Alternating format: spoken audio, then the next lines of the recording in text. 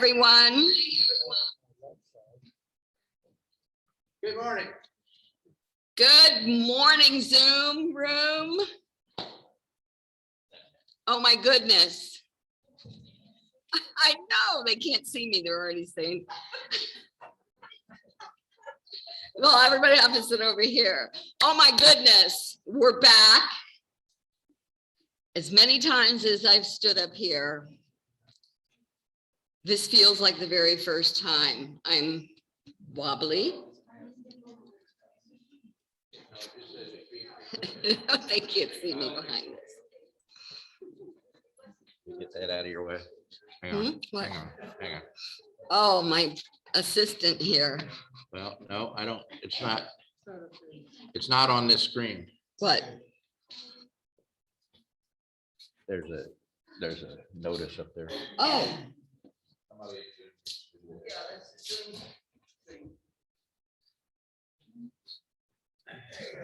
I'm going to keep going. There's a Zoom.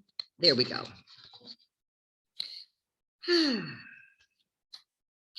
Anyway, as many times as I've stood up here, this feels like the very first time.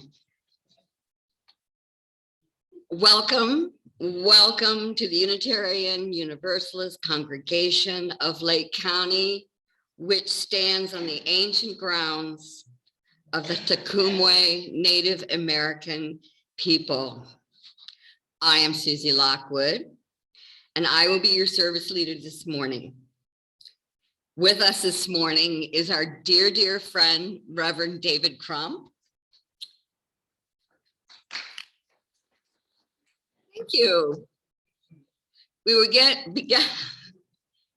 begin this morning with announcements. Our team opening the building has worked very hard, and they've done an awesome job with the dual. Okay. Zoom and live. But there's been a few changes. We are not going to call upon announcements or joys and concerns from the Zoom room. Joys and concerns, the Zoom room may put it in chat, and later we will read them out loud. Do we have any announcements here in the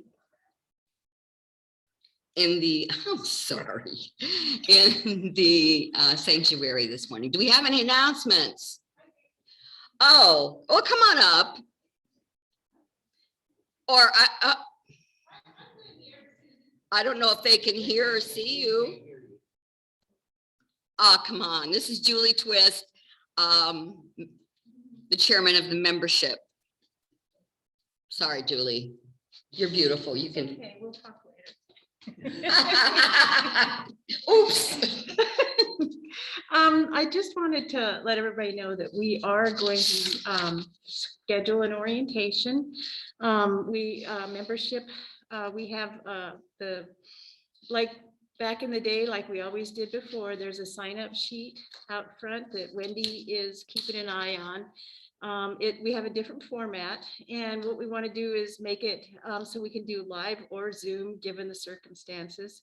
And the most important thing we want to tell people is we would love to have you come to orientation. You can learn more about UU, you could learn more about UUCLC, and coming to our orientation does not obligate or commit you to join our church, but we would love to have anybody come that wants more information. Anything else, Wendy, that I should say about that? Okay, all right. And when we have enough participants that sign up, then we'll get a date out to you to be announced. Okay. Thank you, Julie. Julie, do you want to be a service leader? Sorry. Any more announcements?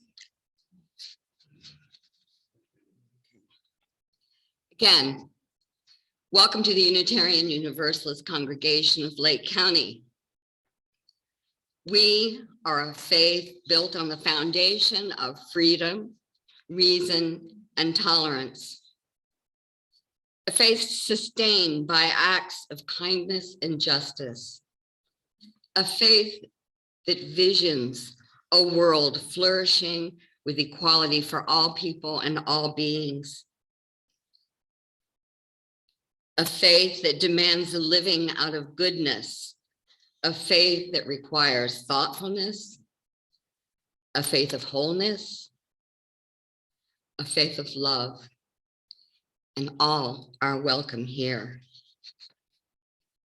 Doug, I'm going to ask you to come up and pan the camera. Are they gonna wave it up first? Yeah, we're going to wave all together, I think. We're going to pan the camera. I'm just winging this. Everybody wave to the Zoom room. Zoom room, wave to us. Can they hear us? Yay! Not waving. What? All right, thank you guys. That's just to bring us all together. It's been a long year and a half. And it's also time to welcome any first-time visitors. First-time visitors in the Zoom room, if you'd like to put any information or hello in the chat box, that would be wonderful. If we have any first-time visitors here, oh, she's waving. I know, usually you come up and you say who you are. You stand up, say who you are, because we can't see you. Okay, I'm Susan Zingali Baird. And yes, this is my first time here. I've only been in Lake County a year, so. Oh, Couldn't have been open much. well, welcome. And usually it's a little different. We just opened, what, 2 weeks ago. So, Yeah. and we do have, Philadelphia, I was a member of the Unitarian Society at Germantown. okay. Three Unitarian churches in Philly. Oh, so you know Unitarian. Just, I don't know if anyone. Oh, good. Well, there should be some sign-up sheets out there. And there's also at the podium, there's a visitor's podium, if you please, Susan. Yes, I did that. Okay, all right. And bear with us while we work all this technical stuff. I did come to two committees that were working about 9 months ago. So Oh, good. people there when exactly- All right. I don't know if anybody can hear her in the Zoom room, but we are. Okay, I'll sit back down. Awesome. Awesome. Thank you.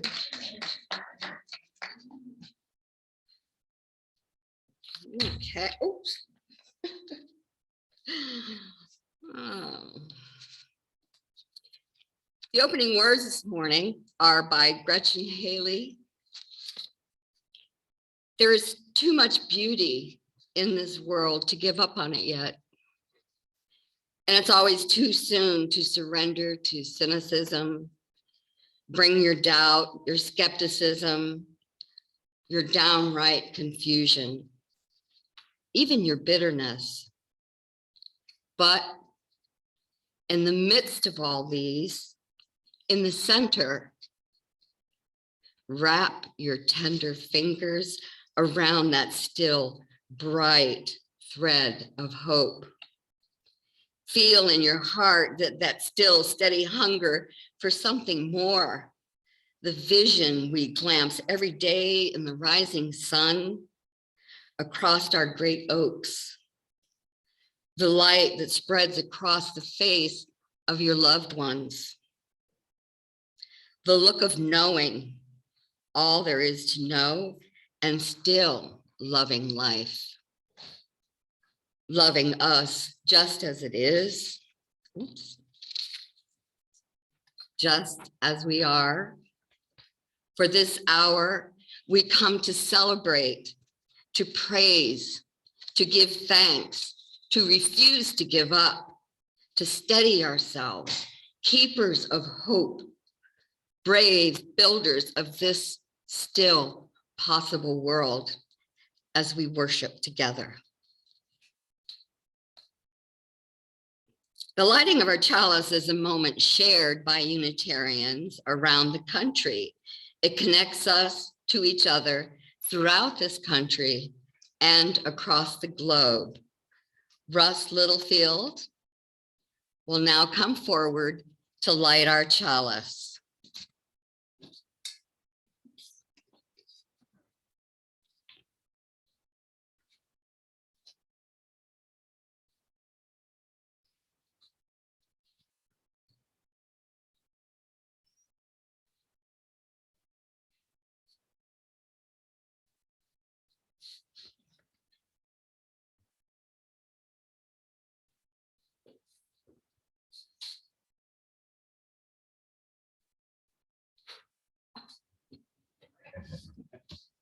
Thank you.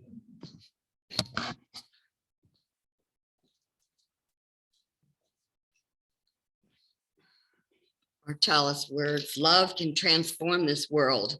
Love is the aspiration, the spirit that moves and inspires this faith we share.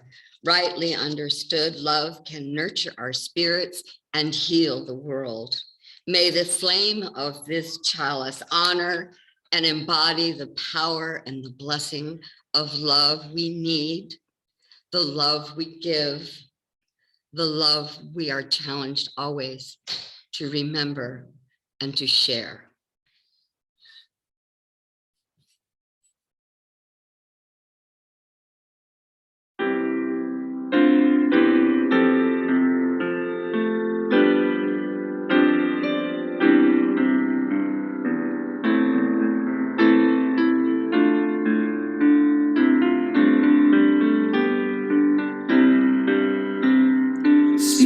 Spirit of life, come unto me. Sing in my heart all the stirrings of compassion.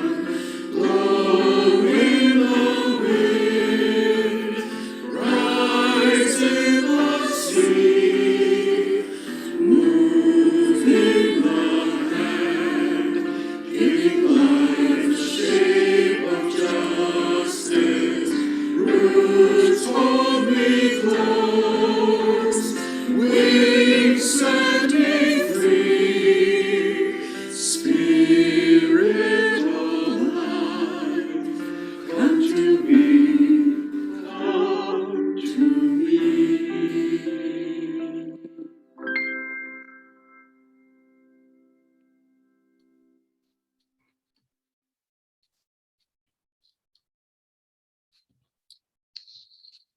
Now we take time for sharing our joys and concerns or sorrows, or to set an intention for the coming days.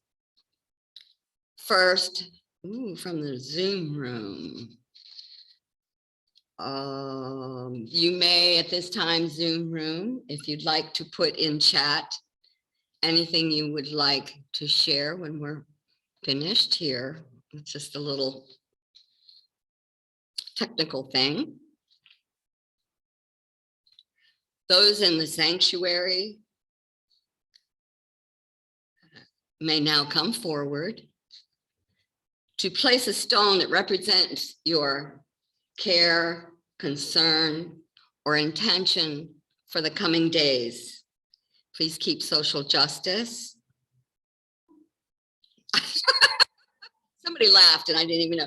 Social distance. I'm so tired of saying. You may now begin.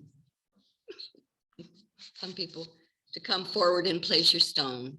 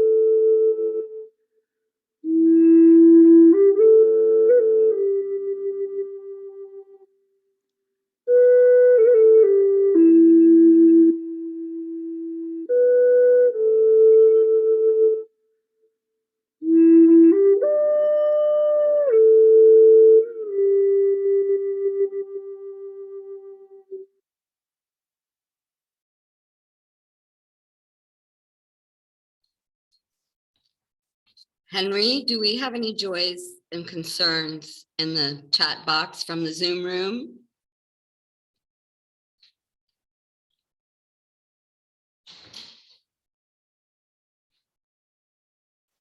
We don't, so I have a story that I would like to share briefly.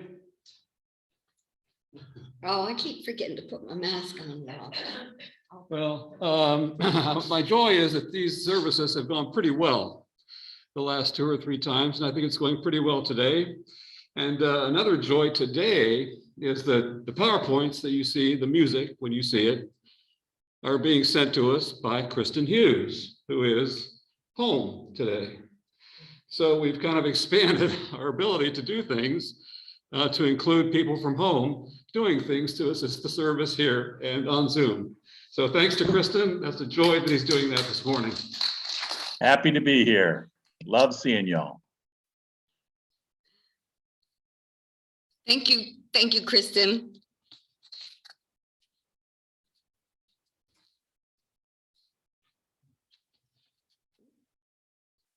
If you have someone that has not been mentioned to which you would like to say their name out loud, you may do so behind your masks, and Zoom room, you may unmute to say your names aloud. Please begin. Debbie, Mark, Nathan. Annie, Sylvia, Bev, Dee Dee,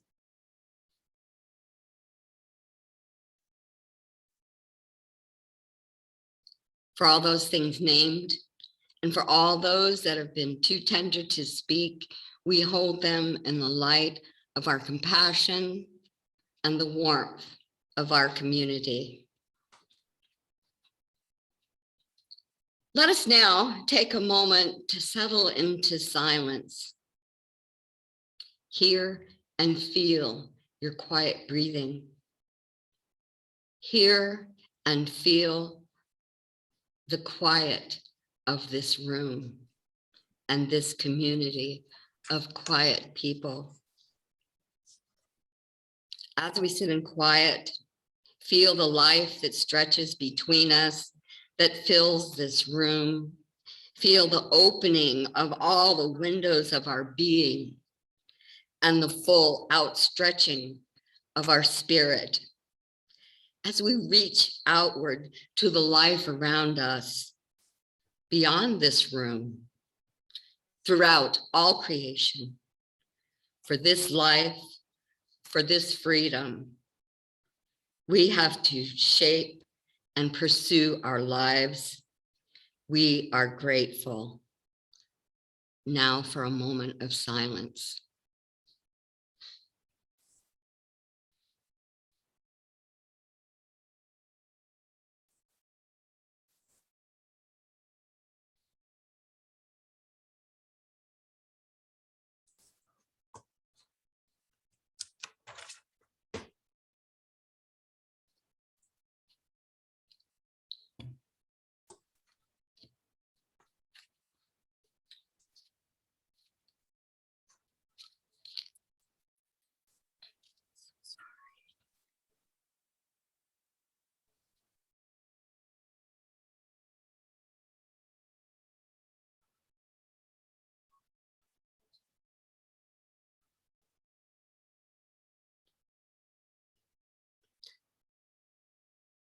Thank you. I'm so sorry. I think that was my ringtone, but it sort of added to the silence.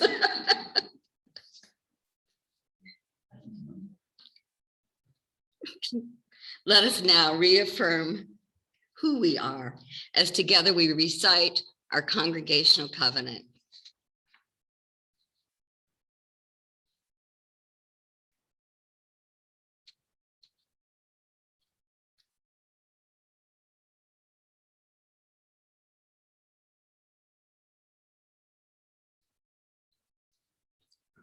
Love is the spirit of this church, and service is its law.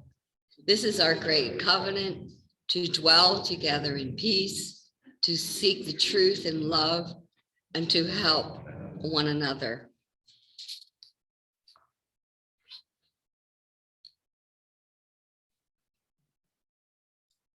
This Unitarian Universalist congregation works at creating a beloved community amongst ourselves, in our community, and the world. We share a dream of being a church for all peoples and beings, as well as a church of the earth. Please join us in supporting this dream as we ask for whatever financial support you can provide. You may donate by using the lockbox on the table by the sanctuary door, or the link in the chat box on Zoom. Thank you all for your donations today.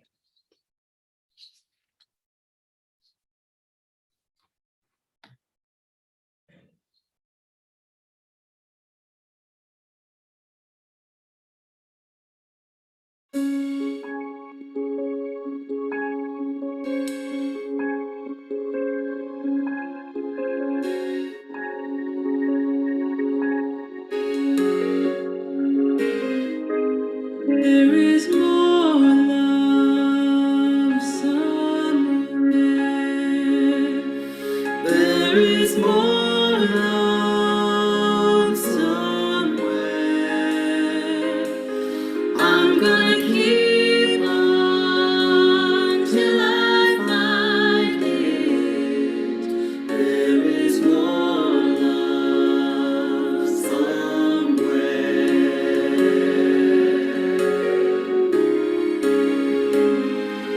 There is more hope somewhere.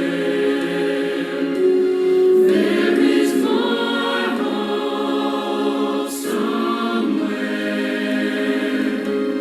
I'm gonna keep on till I find it. There is more hope somewhere.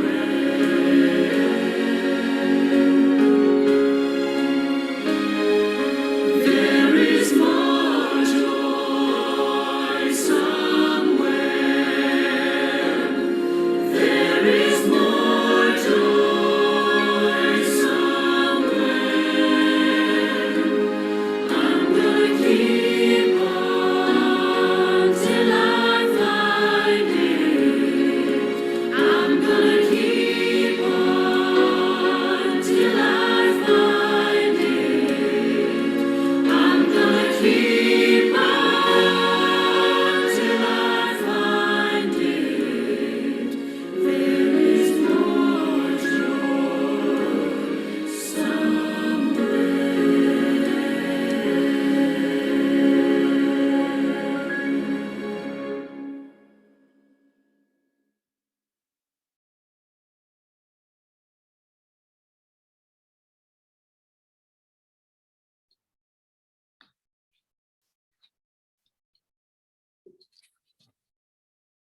So I'm going to try something here. I want to make sure that everyone can hear me and that you can hear me on the Zoom. I see Val nodding, so, okay, good. So I'm going to stand back a little bit rather than being right on the screen. Good morning. Morning. I want to take a moment beginning this morning to thank Susie, our leader this morning, hers and my first time doing this kind of combined Zoom and in-person service. And I especially too, along with Henry, want to recognize and thank our RAP committee, the folks behind screens, a lot of them who've been doing this for the last year plus, almost 2 years, and who are making this work even now with this kind of combined service. So thank you, and Doug too, yep, here in front of us. I also wanted to highlight that how great it is to be back in our building, huh? It's been a long trek. And I recognize that many in the congregation are still behind Zoom screens this morning. But it appears that things are slowly moving in the right direction. There is hope on the horizon. That said, I must admit, and I suspect that I'm voicing what many of us may be feeling, that this has not been an easy time.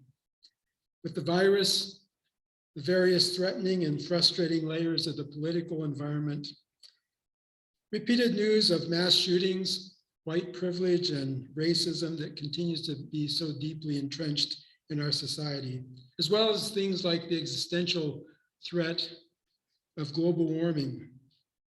Being a people who, through our faith and values, seek to see the full side of the cup rather than the empty has not been easy. For those of you who are here from my last message, I confess that that message has been on my mind, been in my thoughts since the day I spoke it. I believe I spoke truth, and several of you have affirmed that in comments to me. However, when truth is dark and heavy, difficult, perhaps an extra dose of light and hope is required. And I'm not sure that I provided that balance that day. But I also have to admit that at times that question bubbles up within me. Where is God?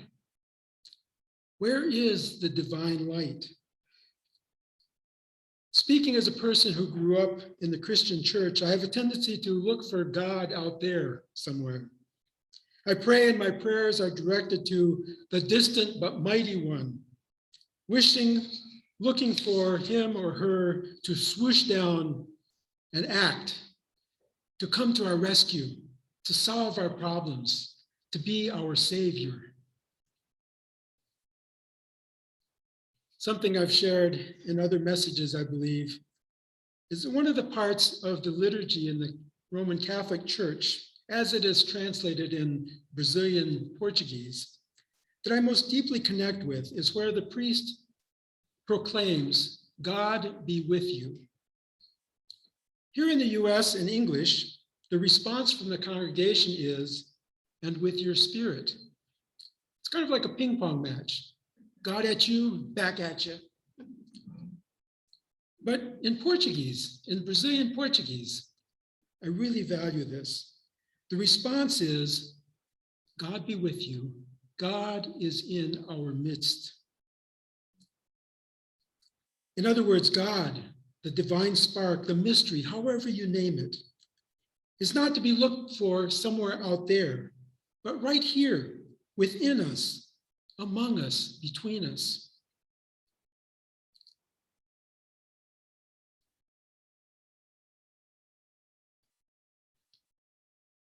I'm reminded of the greeting Namaste, that spark, that mystery, that unexplainable miracle of humanity and love deep within me recognizes, bows to, honors the spark, the mystery within you that is you.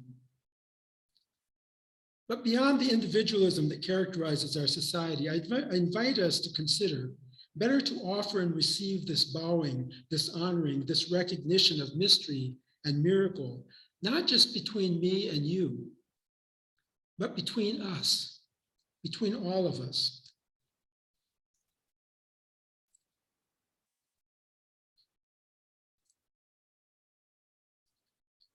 Offering our bowing in all directions as community, the Lakota Amen, Mitakuye Oyasin, all my relations. The Chinese healing and meditative practice of Qigong invites one to feel the qi, the vital energy within our bodies.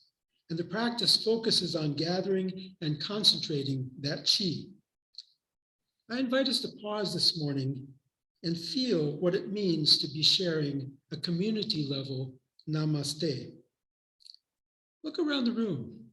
Look at the faces on your Zoom screen. And let your honoring go in all directions. Consider this to be a gathering and concentrating of the spark, the mystery, the miracle here among us, in our midst. I believe that it is from this grounding and community of honoring and love that the possibility for hope the possibilities for change, even in the most challenging times, can come. I share 3 stories this morning of hope and change being born from community. I suspect that most of us have heard since the 1970s and earlier the increasing difficulty and challenges faced by smaller family farms to survive. Perhaps some of our families have experienced this themselves. Well, this is something that's not only occurred here in the US, but around the world.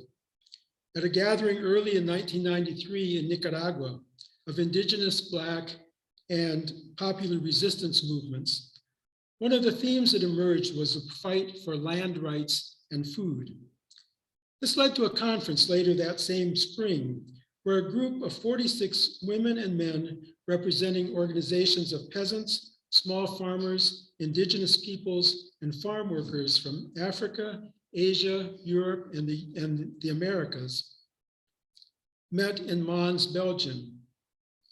Working together, they defined goals of building relationships of solidarity between peoples, and especially between campesinos, or peasants, and the diversity of peasant organizations worldwide. The Farm Worker Association here in Florida is one of those organizations.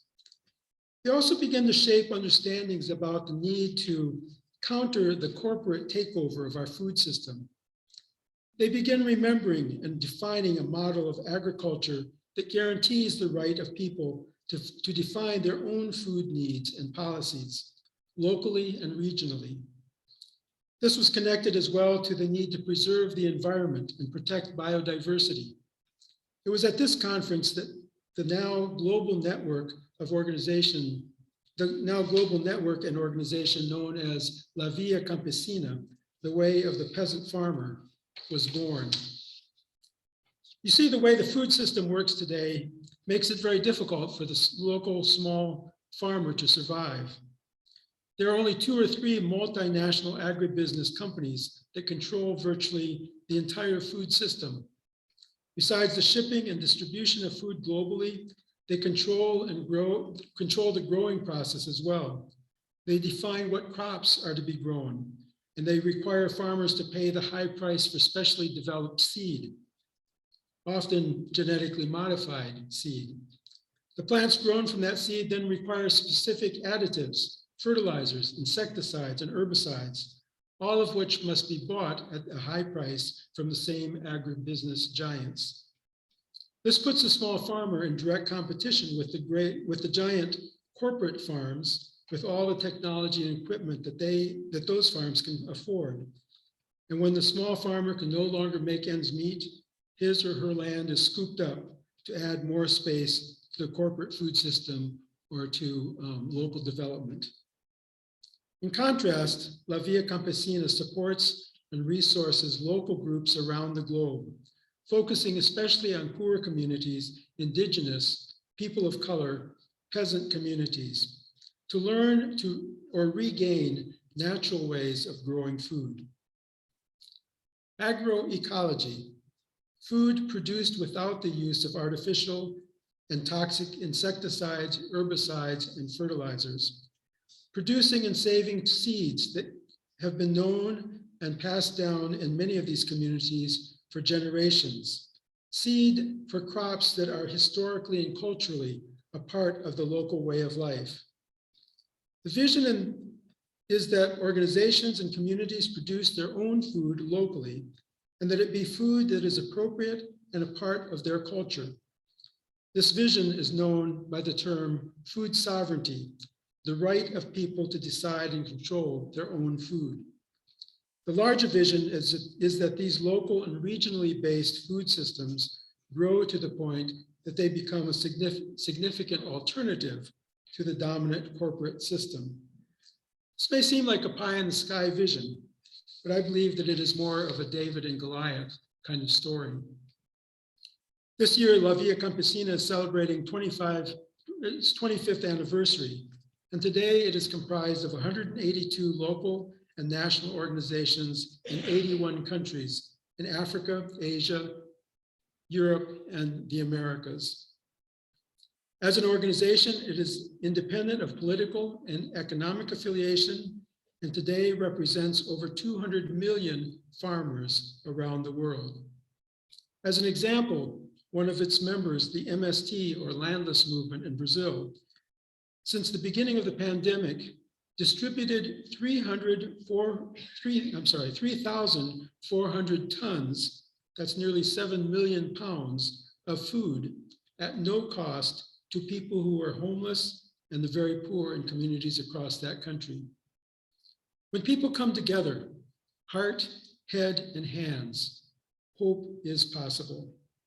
Local food sovereignty is a foundation block for ensuring that every person in the world has food that is healthy and nutritious, and that is grown without poisons and other toxic substances.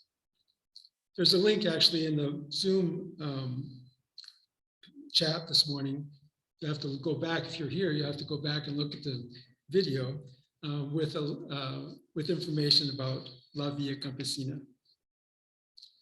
The second story I'd like to tell this morning is about the Women's Project established in early 1980s in the traditional southern, mostly white town of Eureka Springs, Arkansas. Beginning as a small group with intention and thoughtfulness, they brought together men and women, Black, Latinx, white, lesbian, gay, and straight, with the goal of eliminating systemic sexism and racism, focusing primarily on economic justice and violence against women. They sought to walk their talk, creating a structure that recognized equal voice and power from every member. They provided the same salary to every person on the staff, regardless of role, race, gender, and education. While recognizing the gifts of each, they also provided training and support to enable all to participate in activities and opportunities that they were interested in. Suzanne Farr, self-described Southern queer feminist and anti-racist organizer, was a founder of the Women's Project. There's a link to her website on the chat as well. She writes about the establishment and development of the project, about the challenges as well as the successes. The list of the group's accomplishments is impressive, once again demonstrating that coming together with intentionality can make what seems impossible become possible.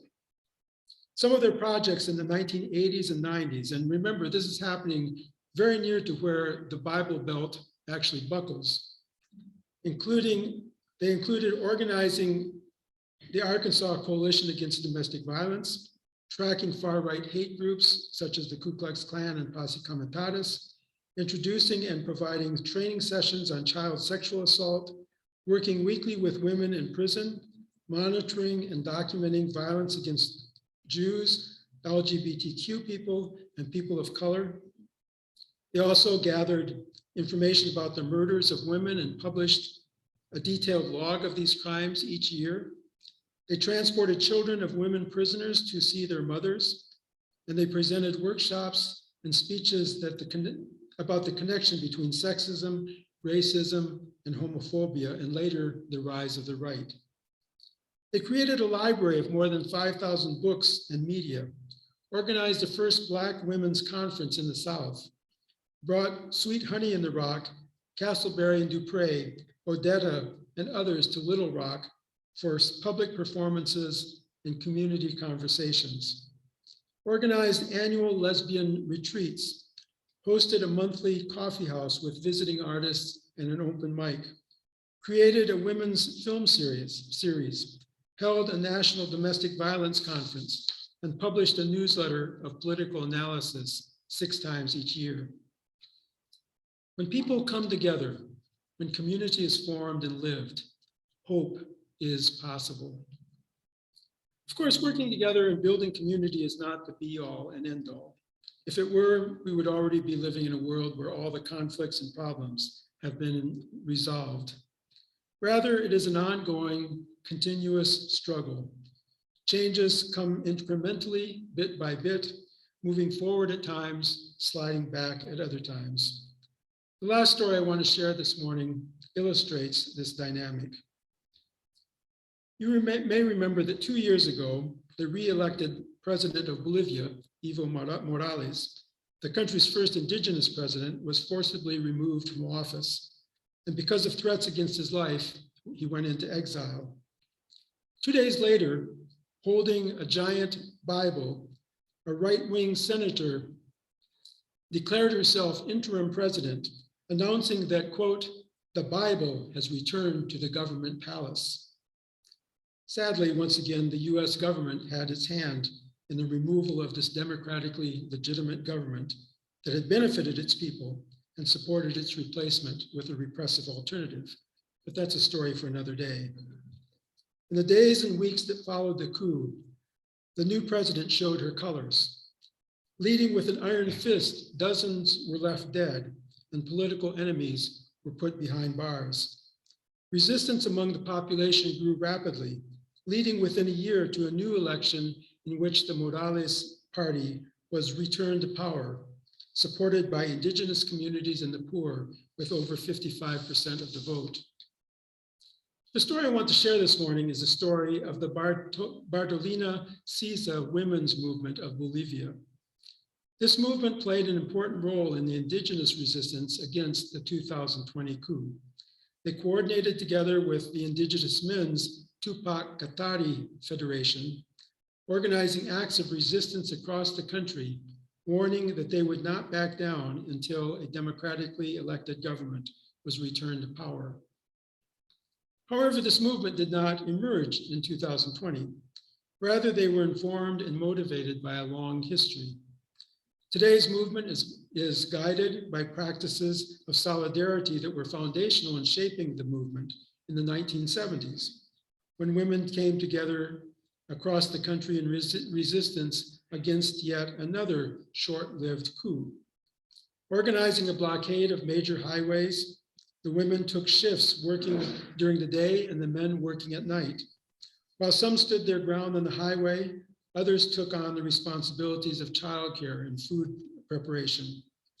During times of heightened risk, children were cared for far away from the barricades, and the women and men would work together. As one participant remembered, "In this way, we shared the danger." During the blockades, the activists would encourage each other by telling stories about rebellions, about past rebellions. They produced radio programs that even children enjoyed listening to, that told the stories of famous indigenous resistance leaders of the past. And in this way, yet another participant remembered, "we took away our fears." It is in this remembering of the past that we find the next link in this story. Because Bartolina Sisa, who the women's movement gets its name from, and Tupac Katari, namesake for the men's group, were a revolutionary husband and wife team who led a rebellion against Spanish colonialism in the 1780s with the goal of establishing indigenous self-rule. This history of community and determination orients the demands of today's movement, providing strategies for resistance and informing the long arc of indigenous revolt against colonialism. So the story continues. Victory is not yet achieved, but in the memory of those who came before and who came together in the past, and in building intentional communities of resistance and support today, hope is forever born, and the vision of a better world of justice and equality is kept alive. Change is always on the horizon and is seen as possible. And so the invitation to us this morning is like the meme that some of us may have seen on Facebook. It reads, "We can do this. It's not just up to me or you and me, but us together, bringing our dreams and energies together, joining with others who share the vision, seriously honoring in all directions in our community namaste, working together to build a better world." Itakuye Oyasin, all our relations.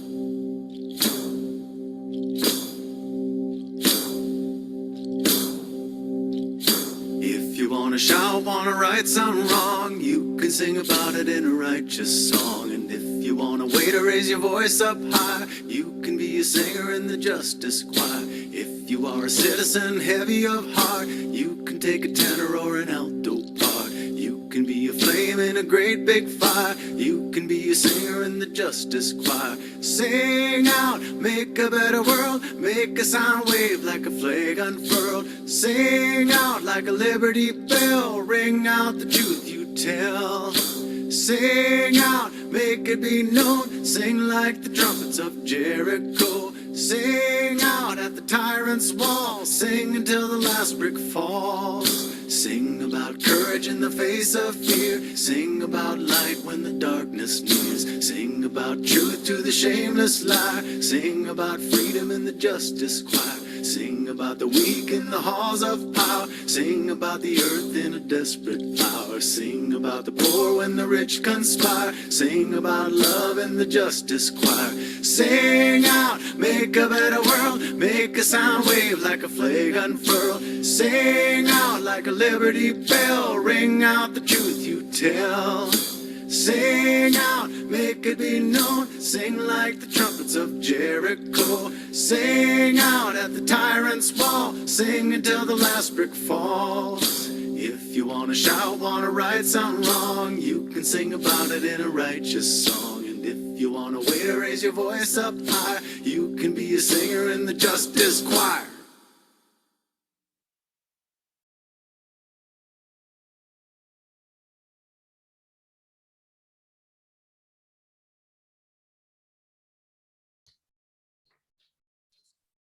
Our closing words this morning. The fact is that no species has ever had such wholesale control over everything on Earth, living or dead, as we do now. That lays upon us, whether we like it or not, an awesome responsibility. In our hands now lies not only our own future, but that of all other living creatures with whom we share the earth. David Attenborough from Life on Earth.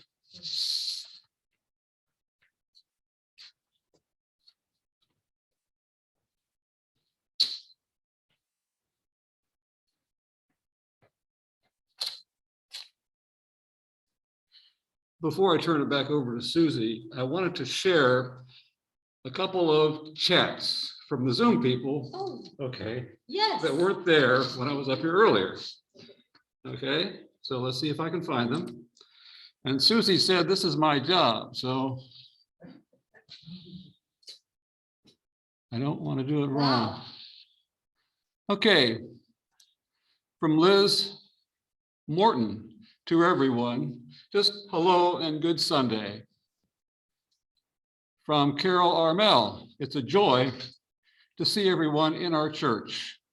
And from Dallas, Dallas's Galaxy, Oh, I see that. it's good to see you. And I thought you would like to know that.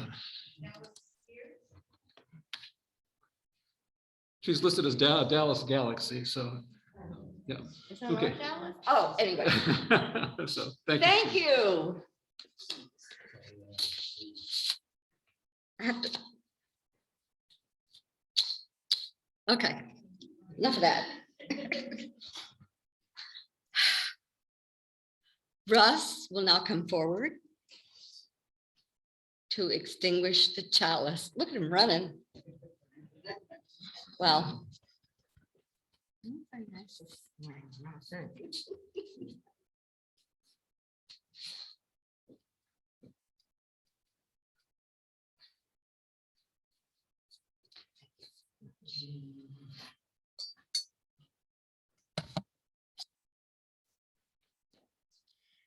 As we prepare to depart, we give thanks to these hopes.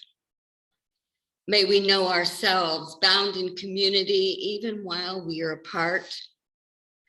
May a passion for justice burn in our lives. May we carry the light of compassion in our hearts and in our every interaction. May we be whole in our devotion to truth and always carry the lamp of peace before us until we're together again.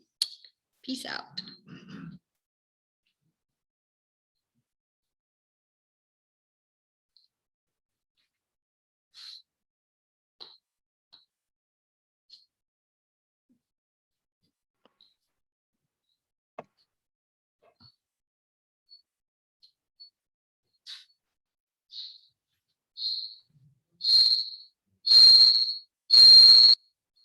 For each child that's born, a morning star rises and sings to the universe who we are. For each child that's born, a morning star rises and sings to the universe who we are. Oh, for each child that's born, a morning star rises and sings to the universe who we are. Oh, for each child that's born, a morning star rises and sings to the universe who we are.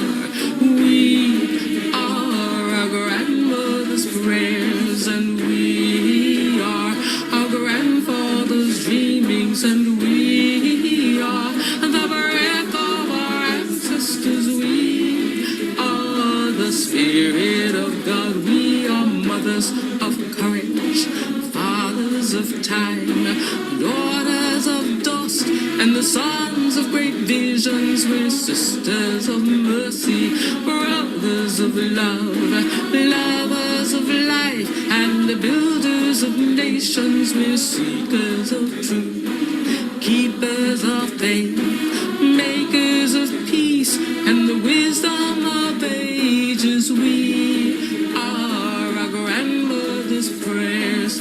We are our grandfather's dreamings, and we are the breath of our ancestors. We are the Spirit of God. We are mothers of courage, fathers of time, daughters of dust, and the sons of great visions. We're sisters of mercy, brothers of love, lovers of life, and the builders of nations. We're seekers of truth and keepers of faith. We are makers of peace and the wisdom of ages. We are our grandmother's prayers. We are our grandfather's dreamings, and we are the breath of our ancestors. We are the Spirit of God. We are our grandmother's prayers, and we are our grandfather's dreamings. We are the breath of our ancestors. We are the Spirit of God. For each child that's born, a morning star rises and sings to the universe who we are. For each child that's born, a morning star rises and sings to the universe who